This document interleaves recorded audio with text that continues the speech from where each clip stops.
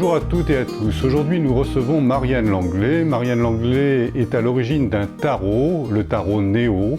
C'est un tarot qui lui a été transmis par l'océan Pacifique lors d'un de ses voyages à Tahiti.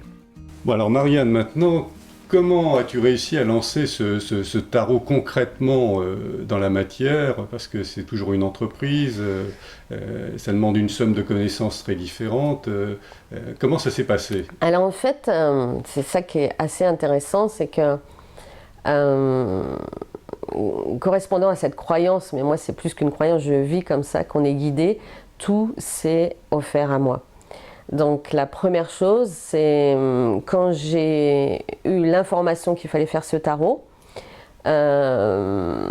j'ai demandé à une amie, qui est chère à mon cœur, si elle connaissait une infographiste.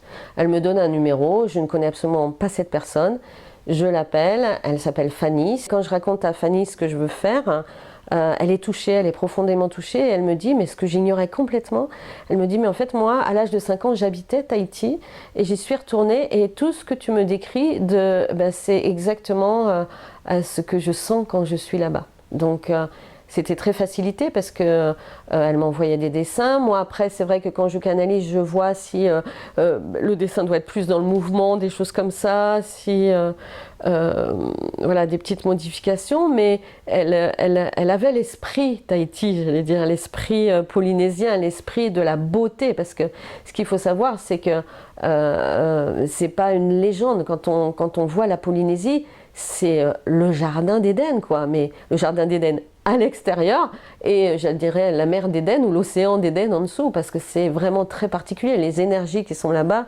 c'est porteur, on touche le sublime. Donc quand on touche le sublime, on ne peut que être touché. Donc ça, c'est la première personne qui s'est présentée à moi, Fanny. Donc on a mis à peu près 6 mois pour faire les dessins. Après, la deuxième personne, une fois que j'avais fait les textes, c'était donc Séverine, hein, qui apportait sa touche de cœur et de toutes ces modifications par rapport au fait qu'elle enseigne le français et le latin et le grec, et puis qu'elle est elle-même sur une voie d'éveil, et puis qui s'est présenté à moi. Après, par rapport à la communication, le petit film que vous verrez peut-être qui a été fait pour présenter les 22 cartes, Valérie qui se charge de communiquer dessus. Parce que je dois dire qu'après, moi j'aime bien le voir partir comme ça, même à Nouméa, ce tarot partout, mais l'aspect communication, dans le sens les réseaux, c'est pas mon truc, quoi, c'est pas ma tasse de thé. Donc tu as rencontré des gens qui t'ont permis de faire... Et je voulais rajouter toi, je t'ai rencontré toi aussi, et qui m'a dit mais ça serait sympa de faire un petit film aussi. Après, sur la faisabilité technique, j'ai dû trouver, ça c'était le plus difficile, un imprimeur. D'ailleurs, si quelqu'un a un imprimeur qui sait imprimer sur l'or, pas trop cher parce que les coûts de fabrication sont énormes, parce qu'en fait, la difficulté c'est qu'il y a 22 modèles différents, donc, et que les tatouages sont très fins. Donc c'est un peu ça la difficulté. Donc oui, alors c'est tout un parcours du combattant, donc c'est un investissement de temps, c'est un investissement d'argent, mais... Mais c'est pas, moi je le vois pas comme un parcours du combattant, je le vois comme une joie de tous les jours. Alors parfois, oui, je me disais, oh mince, cet imprimeur me répond non aussi, etc. Mais quand on est guidé de l'intérieur, j'allais dire, on ne dépose pas comme ça, on continue parce que c'est juste, et puis peut-être qu'un jour vous allez recevoir l'info, ça marche pas, mais comme par hasard, une autre voie s'ouvre sans rien faire, hein. Donc, et les idées arrivent, moi je fais très attention à ça. Par exemple, l'idée que j'ai suggérée à Valérie qui s'occupe de la com sur le tarot, c'est juste de dire, moi ce qui me plaît, c'est de faire un peu comme... que mon tarot voyage, parce que moi je suis une passionnée de voyage, ma vie est faite de ça, donc je dis de voir où il va, quoi. C'est un peu ça, parce que je sais que ça va partir partout, mais je sais pas comment, et ça me fait très plaisir de voir que il va, voilà, l'autre fois c'était Nouméa, après il va chez un un enseignant en tarot, enfin, je veux dire, des choses que j'avais même pas imaginées. Donc, ce petit chemin-là, donc je mets à chaque fois sur, c'est Valérie d'ailleurs qui met, ben voilà, Néo est à tel endroit, chez telle personne. L'intérêt, c'est que quand je dis chez telle personne, qui est par exemple réflexologue, ben vous tous, vous pouvez appeler cette personne si elle est près de chez vous. Donc, ça crée une espèce de communauté, une espèce de partage comme ça, que je trouve super sympa. Très bien. Et donc, ce livret est en français, Ah oui, j'ai oublié de dire aussi, je te remercie, je te l'avais raconté, c'est qu'en fait, voilà, je savais qu'en Polynésie, il y a beaucoup d'Américains, et donc, comme ce tarot était un remerciement vraiment à tous les gens de Tahiti, de tout ce qui m'a touché là-bas, je savais aussi qu'il fallait le traduire en anglais. Et lors d'un satsang, j'ai rencontré, j'avais à côté de moi une personne en fait, et j'ai eu l'information, donc par canalisation, qu'il fallait que je lui demande si elle était OK pour traduire mon tarot. Et elle m'a dit, bah, c'est marrant, j'ai eu la même information. D'habitude, je ne traduis pas, mais elle venait de l'acheter, le tarot, et elle m'a dit, mais c'est un coup de cœur, Marianne, donc OK, je te le fais. Je suis en retraite, je te le fais. Donc là aussi, c'était tout s'annonçait. Ce qui veut dire qu'en fait, on n'a rien à faire. Quand c'est aligné, tout vous est donné. D'ailleurs, j'avais reçu une nuit cette phrase tout te sera donné. Et c'est pas du tout ma façon de parler. Moi, j'aurais dit tu vas tout recevoir ou quelque chose comme ça. Donc c'était vraiment une canalisation. On m'avait dit tout te sera donné. Alors tout à l'heure, tu nous parlais de l'ennui quand tu étais cadre dynamique. Donc ça peut être le synonyme de ne pas être aligné avec ce que l'on doit faire. Quand on est en ennui, ça... Ouais. C'est-à-dire que, moi je le dirais, d'ailleurs il y a une carte qui dit ça, quelque chose pousse à l'intérieur de toi. Pousse pour aller vers le meilleur de toi-même, mais qu'il n'y a rien à faire pour ça. C'est vraiment un travail intérieur. En réalité, l'extérieur, donc tout ce qui se manifeste, que ce soit des gens, que ce soit comme moi, des cartes, des choses comme ça, n'est que le reflet de ce qu'on peut toucher à l'intérieur de nous-mêmes. Donc en fait, c'est pas la peine de vous en prendre au miroir, c'est pas nécessaire, le miroir il est pour rien. Mais ce qui est reflété dans le miroir, c'est soi. C'est ce qu'on a à travailler. Ce que tu veux dire, c'est que les choses de l'extérieur sont neutres et on y met notre propre teinte, ça va toucher nos blessures, oui. Ça va toucher ce qui résonne aussi. Alors pas neutre, parce que la forme peut être dérangeante. Hein. C'est-à-dire la forme est neutre, c'est peut-être... Ah voilà. Ce que tu veux dire, c'est que le fond est neutre, tout à fait.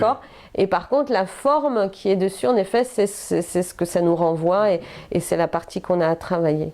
Très bien. Bon, bien, on va te souhaiter tout le succès pour ce tarot. Et tu peux peut-être nous présenter quelques cartes. Donc, le tarot commence par le début du chemin, qui est la carte du Nautile. Voilà, donc c'est la première carte. Donc, toutes les cartes, en fait, sont en or. L'or, c'est un choix, puisque je voyais la vibration de l'or sur ces cartes, et l'or c'est un haut niveau vibratoire, donc vous voyez que tout est fait avec des tatouages, et voilà. Alors j'ai précisé pour le peuple tahitien que je leur demandais de m'excuser de la libre interprétation des tatouages, parce qu'évidemment c'est peut-être pas exactement. L'extérieur de la carte, le dos, le verso de la carte, c'est 3 petites vagues, puisque c'est les 3 vagues des 3 grâces, j'appelle ça grâce, révélation, peu importe, que j'ai reçues là-bas. Donc ça c'est par exemple le Nautile, donc on a dit dans les cartes. Alors chacun en fait c'est très drôle parce que chacun va avoir ses cartes préférées. Là c'est la 13, la transformation, le poisson-pierre qui est vraiment très propre à la Polynésie.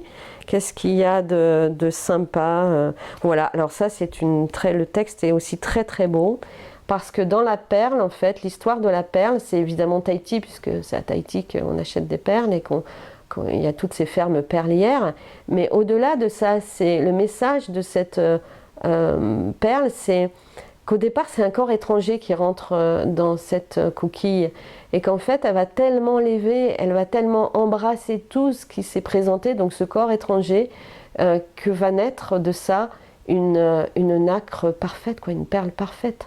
Et c'est l'histoire de notre vie en fait. Hein. C'est accepter, accueillir, embrasser, aimer tout ce qui apparaît pour qu'on soit, pour en faire cette perle.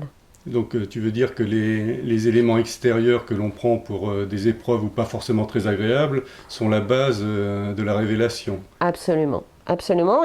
Et on a cette chance de vivre ce qu'on croit être des épreuves pour en fait petit à petit parfaire ce qu'on est. C'est-à-dire, j'ai touché récemment, il y a 2 jours avec la pleine lune, j'ai une révélation encore.